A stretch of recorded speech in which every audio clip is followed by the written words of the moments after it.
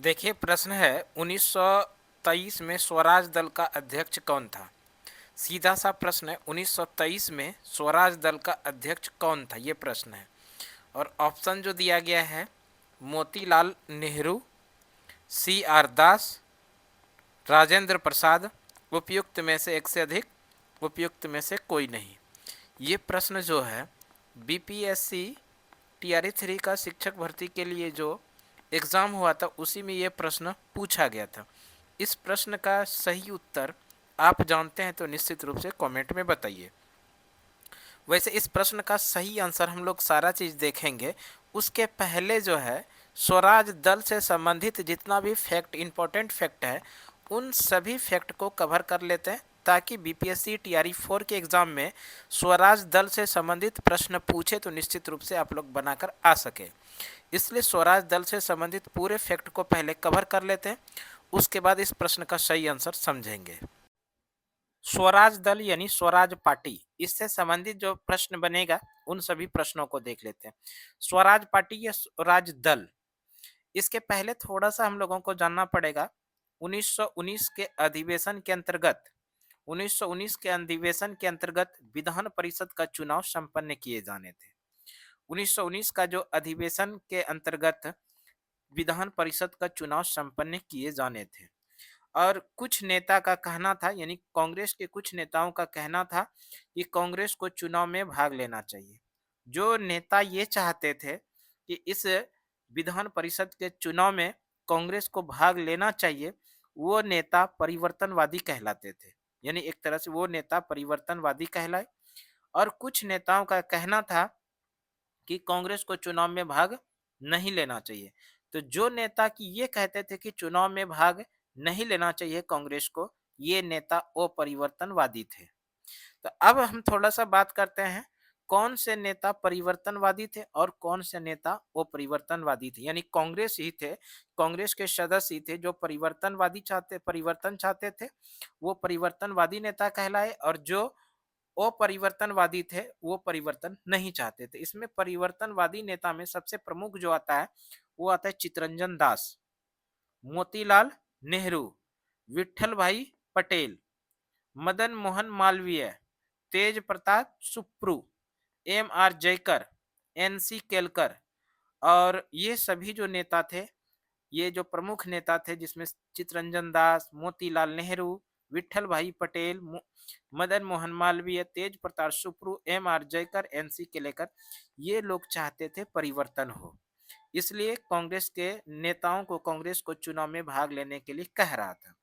दूसरी तरफ में जो थे, जो कि कांग्रेस को चुनाव में भाग नहीं लेना चाहिए ऐसा कह रहा था, वो नेता जो थे वो अपरिवर्तनवादी थे। जिसमें से कि प्रमुख नाम आता है सरदार वल्लभ भाई पटेल का, डॉक्टर राजेंद्र प्रसाद का, डब्ल्यू सी राजगोपालाचारी का। इन ये लोग जो थे प्रमुख रूप से अपरिवर्तनवादी नेता थे। ये लोगों का कहना था कि इस विधान परिषद के चुनाव में भाग कांग्रेस को नहीं लेना चाहिए। तो ये हो गया आपका, एक तरह से कह सकते हैं।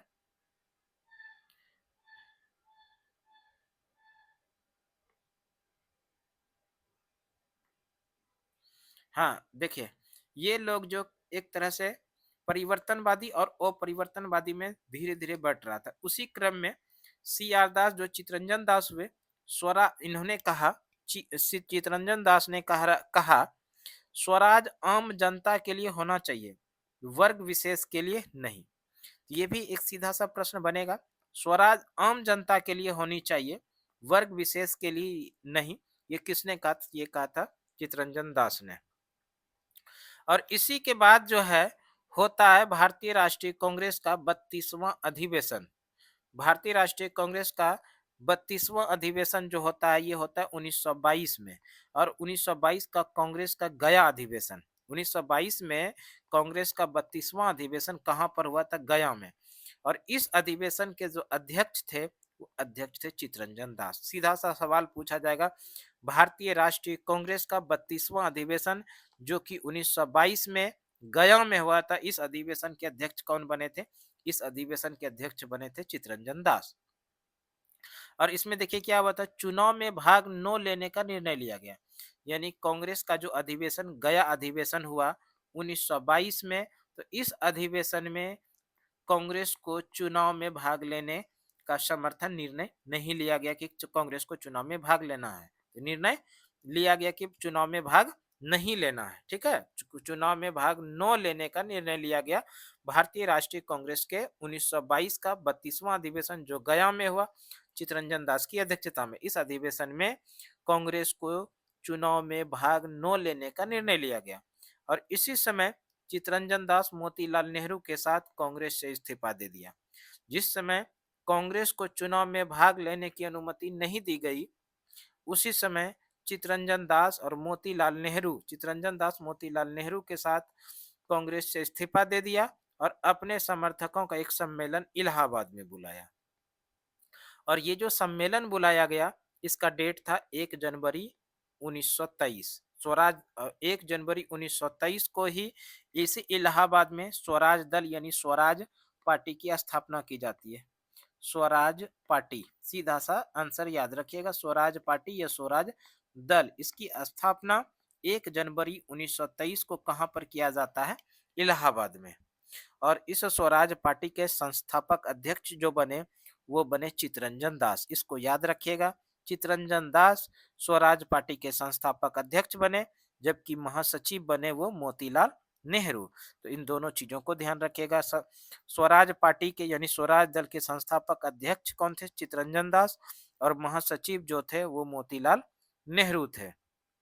ठीक है, ये कुछ इंपॉर्टेंट फैक्ट हो गया स्वराज दल से संबंधित। और उससे के साथ में आसपास में जो एग्जाम में प्रश्न बनेगा वो सारा चीज इस वीडियो के अंदर में कवर कर ली। अब आ जाइए आप लोग जो एग्जाम के अंदर प्रश्न पूछा था उस प्रश्न पर। देखिए, जैसा कि अभी हम लोग पढ़े, 1923 में स्वराज दल के अध्यक्ष कौन था? सीधा सा सवाल है, 1923 में स्वराज दल का अध्यक्ष कौन था?